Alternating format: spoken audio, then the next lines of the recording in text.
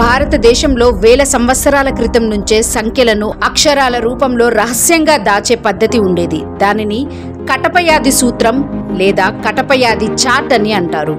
ఇది ప్రాచీన భారతీయుల గణితం, జ్యోతిష్యం, సంగీతం, సాహిత్యం వంటి శాస్త్రాల్లో ఉపయోగించిన ఒక అద్భుతమైన గుప్త సంఖ్యా విధానం, సీక్రెట్ న్యూమరికల్ కోడ్ సిస్టమ్ అన్నమాట.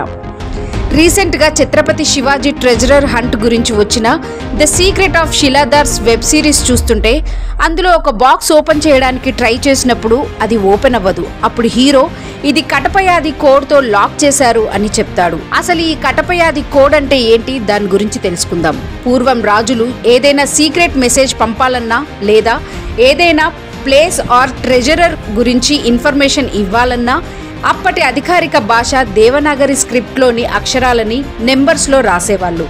ఆస్ట్రోనాట్స్కి సంబంధించిన ఎన్నో సీక్రెట్స్లో రాసి పెట్టారు మన పూర్వీకులు.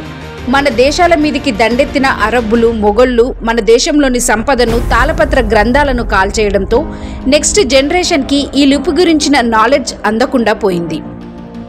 కటపయాది అనే పదం 4 అక్షరాల నుండి ఏర్పడింది.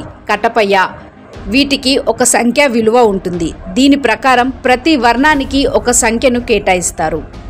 ఇది ఎలా పనిచేస్తుందంటే అక్షరాల ద్వారా సంఖ్యను దాచడం ఈ సూత్రం యొక్క మాయ.